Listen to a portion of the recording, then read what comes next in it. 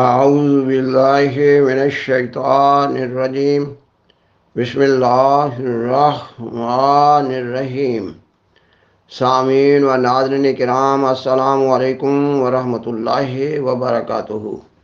سیدنا حضرت خلیفۃ المسیح ثانی رضی اللہ تعالیٰ عنہ نے مارٹن ہسٹوریکل سوسائٹی اسلامیہ کالج لاہور کے زیر اہتمام 26 فروری 1919 کو اسلام میں اختلافات کا آغاز کے عنوان پر ایک تقریر فرمائی۔ یہ ایک لمبی تقریر ہے۔ آپ نے اس مضمون کو ایک ہی نشست میں مکمل کیا ہے۔ آئندہ کے پروگرام میں اس تقریر کو قسطوار پیش کیا جا رہا ہوگا، اور تقریر کی ہر قسط کا آغاز کرنے سے پہلے چند ایک ضروری اور بنیادی باتوں کو بیان کیا جاتا رہے گا، کیونکہ خاکسار کے مد نظر صرف یہ نہیں ہے کہ قسطوار اس تقریر کو پیش کر دیا جائے، بلکہ اس تقریر کو پیش کرتے وقت یہ دکھانا مقصود ہے کہ سیدنا حضرت خلیفۃ المسیح ثانی رضی اللہ تعالیٰ عنہ روحانیت کے کس عالیشان مقام پر فائز تھے۔ اگر آپ نعوذ باللہ جھوٹے طور پر احمدیہ مسلک پر قائم تھے تو تاریخ اسلام کی گمشدہ کڑیوں کو صحیح رنگ میں کیوں جوڑتے چلے گئے؟ مخالفین و معاندین احمدیت نسل بعد نسل جھوٹے طور پر یہ رٹ لگائے چلے آ رہے ہیں کہ احمدی لوگ غدار قوم و ملت ہیں۔ اگر نعوذ باللہ ایسا ہی ہے تو کیوں سیدنا حضرت خلیفۃ المسیح ثانی رضی اللہ تعالیٰ عنہ کو اس لیکچر کے لیے بلایا گیا؟ اس سے معلوم ہو رہا ہے کہ اس وقت دوسرے عام مسلمانوں کے پڑھے لکھے طبقہ میں قدر شرافت موجود تھی، مگر علماء زمانہ نے احمدیت دشمنی میں نہ صرف احمدیت سے متعلق حقائق کو مسخ کر دیا ہے، بلکہ پاکستانی معاشرہ کو بھی آلودہ کر دیا ہے، اور علماء زمانہ احمدیت دشمنی میں جبر و استبداد کی پالیسی پر گامزن ہیں۔ الغرض آپ کا یہ مضمون مسلمان فرقوں میں پھیلائی گئی کئی قسم کی غلط فہمیوں اور شکوک و شبہات کا ازالہ کر رہا ہے۔ کاش مسلمانوں کی اکثریت کو ان حقائق سے آگاہی ہو سکے۔ اگر ایسا ہو جائے تو کئی قسم کے فرقہ وارانہ اختلافات مٹ جائیں اور مسلمانوں میں اتفاق و اتحاد کی راہ ہموار ہو جائے۔ مسلمانوں میں خلفائے راشدین کے بارے میں کئی قسم کے شکوک و شبہات پائے جاتے ہیں۔ حضرت مسیح موعود علیہ السلام نے اپنی عربی کتاب سیر الخلافہ میں ان تمام شکوک و شبہات کا ازالہ کیا ہے، اور سیدنا حضرت خلیفۃ المسیح ثانی رضی اللہ تعالیٰ عنہ کی یہ تقریر اس زمانہ کے حقائق پر مزید روشنی ڈال رہی ہے۔ اس جلسہ کے صدر مورخ اسلام جناب سید عبد القادر صاحب ایم تھے۔ انہوں نے اپنی افتتاحی تقریر میں حاضرین جلسہ سے خطاب کرتے ہوئے بیان کیا کہ آج کے لیکچرار اس عزت، اس شہرت اور اس پائے کے انسان ہیں کہ شاید ہی کوئی صاحب ناواقف ہوں۔ آپ اس عظیم الشان اور برگزیدہ انسان کے خلف ہیں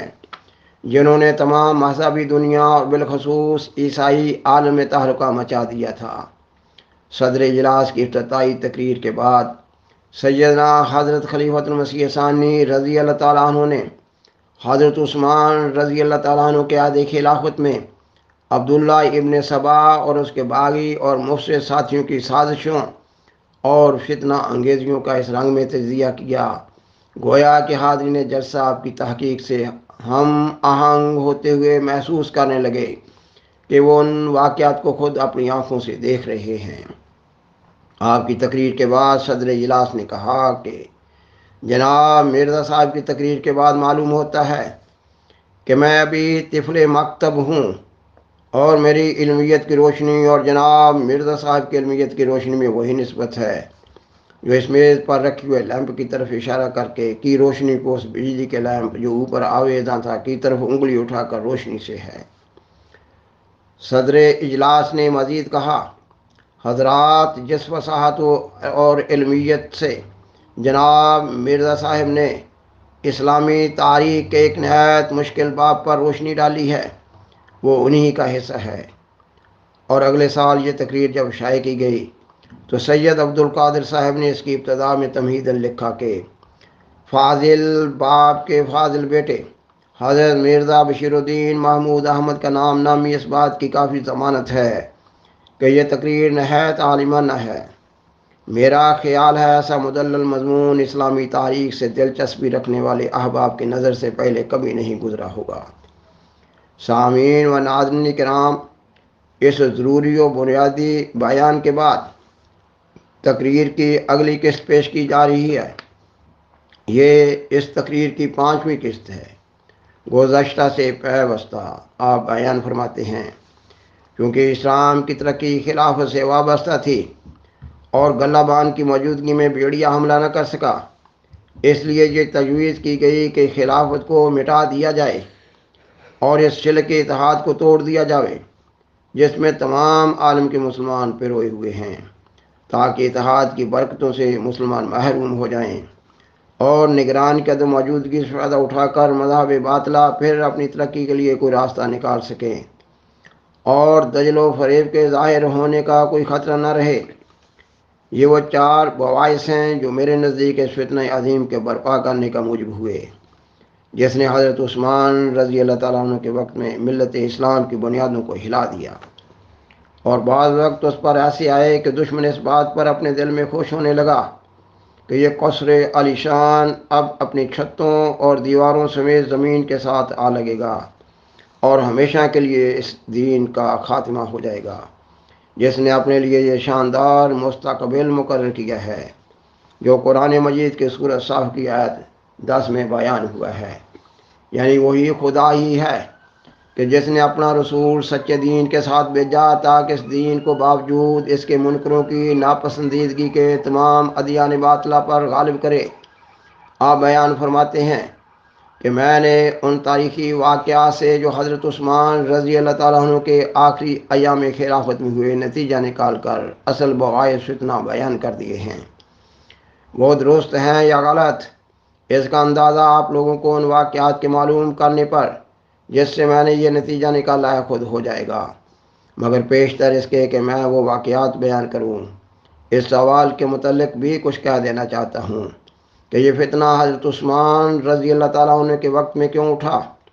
بات یہ ہے کہ حضرت عمر رضی اللہ تعالیٰ عنہ کے زمانہ میں لوگ کثرت سے اسلام میں داخل ہوئے۔ ان 9 مسلموں میں اکثر حصہ وہی تھا جو عربی زبان سے ناواقف تھا، اور اس وجہ سے دین اسلام کا سیکھنا اس کے لیے ویسا آسان نہ تھا جیسا کہ عربوں کے لیے۔ اور جو لوگ عربی جانتے بھی تھے وہ ایرانیوں اور شامیوں سے میل ملاپ کی وجہ سے صدیوں سے ان گندے خیالات کا شکار رہے تھے جو اس وقت کے تمدن کا لازمی نتیجہ تھے۔ علاوہ ازیں ایرانیوں اور مسیحیوں سے جنگ کی وجہ سے اکثر صحابہ اور ان کے شاگردوں کی تمام طاقتیں دشمن کے حملوں کے رد کرنے میں صرف ہو رہی تھیں۔ ایک طرف توجہ کا بیرونی دشمنوں کی طرف مشغول ہونا، دوسری طرف اکثر 9 مسلموں کا عربی زبان سے ناواقف ہونا، جاجمی خیالات سے متاثر ہونا، 2 عظیم و شان سبب تھے اس امر کے اس وقت کے اکثر 9 مسلم دین سے کما حق واقف نہ ہو سکے۔ حضرت عمر رضی اللہ تعالیٰ عنہ کے وقت میں کیونکہ جنگوں کا سلسلہ بہت بڑے پیمانے پر جاری تھا اور ہر وقت دشمن کا خطرہ لگا رہتا تھا، لوگوں کو دوسری باتوں کے سوچنے کا موقع ہی نہ ملتا تھا، اور پھر دشمن کے بالمقابل پڑے ہوئے ہونے کا باعث تابان مذہبی جوش بار بار رونما ہوتا تھا جو مذہبی تعلیم کی کمزوری پر پردہ ڈالے رکھتا تھا۔ حضرت عثمان رضی اللہ تعالیٰ عنہ کی ابتدائی عہد میں بھی یہی حال رہا۔ کچھ جنگیں بھی ہوتی رہیں اور کچھ پچھلا اثر لوگوں کے دلوں میں باقی رہا۔ جب کسی قدر امن ہوا اور پچھلے جوش کا اثر بھی کم ہوا، تب اس مذہبی کمزوری نے اپنا رنگ دکھایا اور دشمنان اسلام نے بھی اس موقع کو غنیمت سمجھا اور شرارت پر آمادہ ہو گئے۔ غرض یہ فتنہ حضرت عثمان رضی اللہ تعالیٰ عنہ کے کسی عمل کا نتیجہ نہ تھا، بلکہ یہ حالات کسی خلیفہ کے وقت میں بھی پیدا ہو جاتے فتنہ نمودار ہو جاتا، اور حضرت عثمان رضی اللہ تعالیٰ عنہ کا صرف اس قدر قصور ہے کہ وہ اس زمانہ میں مسند خلافت پر متمکن ہوئے جب ان فسادات کے پیدا کرنے میں ان کا اس سے زیادہ دخل نہ تھا جتنا کہ حضرت ابوبکر رضی اللہ تعالیٰ عنہ اور حضرت عمر رضی اللہ تعالیٰ عنہ کا اور کون کہہ سکتا ہے کہ یہ فساد ان دونوں بزرگوں کی کسی کمزوری کا نتیجہ تھا؟ میں حیران ہوں کہ کس طرح بعض لوگ ان فسادات کو حضرت عثمان رضی اللہ تعالیٰ عنہ کی کسی کمزوری کا نتیجہ قرار دیتے ہیں، حالانکہ حضرت عمر رضی اللہ تعالیٰ عنہ، جن کو حضرت عثمان رضی اللہ تعالیٰ عنہ کی خلافت کا خیال بھی نہیں ہو سکتا تھا، انہوں نے اپنے زمانہ خلافت میں اس فساد کے بیج کو معلوم کر لیا تھا اور قریش کو اس سے بڑے زوردار الفاظ میں متنبع کیا تھا۔ چنانچہ لکھا ہے کہ حضرت عمر رضی اللہ تعالیٰ عنہ صحابہ کے بار کو باہر نہیں جانے دیا کرتے تھے، اور جب کوئی آپ سے اجازت لیتا تو آپ فرماتے کہ کیا رسول کریم صلی اللہ علیہ وسلم کے ساتھ مل کر جو آپ لوگوں نے جہاد کیا ہے وہ کافی نہیں ہے؟ آپ بیان فرماتے ہیں، اس قدر بیان کر چکنے کے بعد اب میں واقعات کا وہ سلسلہ بیان کرتا ہوں جس سے حضرت عثمان رضی اللہ تعالیٰ عنہ کے وقت میں جو کچھ اختلافات ہوئے ان کی حقیقت ظاہر ہو جاتی ہے۔ میں نے بیان کیا تھا کہ حضرت عثمان رضی اللہ تعالیٰ عنہ کی شروع خلافت میں 6 سال تک ہمیں کوئی فساد نظر نہیں آتا، بلکہ معلوم ہوتا ہے کہ لوگ عام طور پر آپ سے خوش تھے، بلکہ تاریخ سے معلوم ہوتا ہے کہ سرسہ میں وہ حضرت عمر رضی اللہ تعالیٰ عنہ سے بھی زیادہ لوگوں کو محبوب تھے۔ صرف محبوب ہی نہ تھے بلکہ لوگوں کے دلوں میں آپ کا رعب بھی تھا، جیسا کہ اس وقت کا شاعر اس امر کی شعروں میں شہادت دیتا ہے اور کہتا ہے کہ اے فاسقو، عثمان رضی اللہ تعالیٰ عنہ کی حکومت میں لوگوں کا مال لوٹ کر نہ کھاؤ، کیونکہ ابن عفان وہ ہے جس کا تجربہ تم لوگ کر چکے ہو۔ وہ لوٹیروں کو قرآن کے احکام کے ماتحت قتل کرتا ہے اور ہمیشہ سے اس قرآن کریم کے احکام کی حفاظت کرنے والا اور لوگوں کے اعضاء و جوارے پر اس کے احکام جاری کرنے والا ہے۔ لیکن 6 سال کے بعد 7ویں سال ہمیں ایک تحریک نظر آتی ہے، اور وہ تحریک حضرت عثمان رضی اللہ تعالیٰ عنہ کے خلاف نہیں بلکہ یا تو صحابہ کے خلاف ہے یا بعض گورنروں کے خلاف۔ چنانچہ طبری بیان کرتا ہے کہ لوگوں کے حقوق کا حضرت عثمان رضی اللہ تعالیٰ عنہ پورا خیال رکھتے تھے، مگر وہ لوگ جن کو اسلام میں سبقت اور قدامت حاصل نہ تھی، وہ سابقین اور قدیم مسلمانوں کے برابر نہ تو مجالس میں عزت پاتے اور نہ حکومت میں ان کو ان کے برابر حصہ ملتا اور نہ مال میں ان کے برابر ان کا حق ہوتا تھا۔ اس پر کچھ مدت کے بعد بعض لوگ اس تفضیل پر یعنی اس فضیلت پر گرفت کرنے لگے اور اسے ظلم قرار دینے لگے، مگر یہ لوگ عامت المسلمین سے ڈرتے تھے اور اس خوف سے کہ لوگ ان کی مخالفت کریں گے اپنے خیالات کو ظاہر نہ کرتے تھے۔ انہوں نے یہ طریق اختیار کیا ہوا تھا کہ خفیہ صحابہ کے خلاف لوگوں میں جوش پھیلاتے تھے، اور جب کوئی ناواقع مسلمان یا کوئی بدوی غلام آزاد شدہ مل جاتا تو اس کے سامنے اپنی شکایات کا دفتر کھول بیٹھتے تھے، اور اپنی ناواقفیت کی وجہ سے یا خود اپنے لیے حصول جہاں کی غرض سے کچھ لوگ ان کے ساتھ مل جاتے تھے۔ ہوتے ہوتے یہ گروہ تعداد میں زیادہ ہونے لگا اور اس کی ایک بڑی تعداد ہو گئی۔ جب کوئی فتنہ پیدا ہونا ہوتا ہے تو اس کے اسباب بھی غیر معمولی طور پر جمع ہونے لگتے ہیں۔ ادھر تو بعض حاصل طبائع میں صحابہ کے خلاف جوش پیدا ہونا شروع ہوا، ادھر وہ اسلامی جوش جو ابتداً ہر ایک مذہب تبدیل کرنے والے کے دل میں ہوتا ہے ان نو مسلموں کے دلوں سے کم ہونے لگا، جن کو نہ رسول کریم صلی اللہ علیہ وسلم کی صحبت ملی تھی اور نہ آپ کے صحبت یافتہ لوگوں کے پاس زیادہ بیٹھنے کا موقع ملا تھا، بلکہ اسلام کے قبول کرتے ہی انہوں نے خیال کر لیا تھا کہ وہ سب کچھ سیکھ گئے ہیں۔ جوش اسلام کے کم ہوتے ہی وہ تصرف جو ان کے دلوں پر اسلام کو تھا کم ہو گیا، اور وہ پھر ان معاصی میں خوشی محسوس کرنے لگے جس میں وہ اسلام لانے سے پہلے مبتلا تھے۔ ان کے جرائم پر ان کو سزا ملی تو بجائے اصلاح کے سزا دینے والوں کی تخریب کرنے کے درپے ہوئے،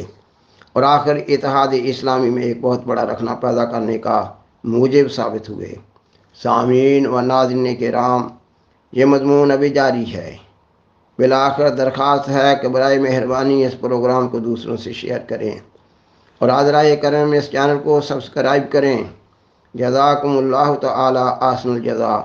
وآخر دعوانا ان الحمد للہ رب العالمین۔ والسلام علیکم ورحمۃ اللہ وبرکاتہ. شکریہ.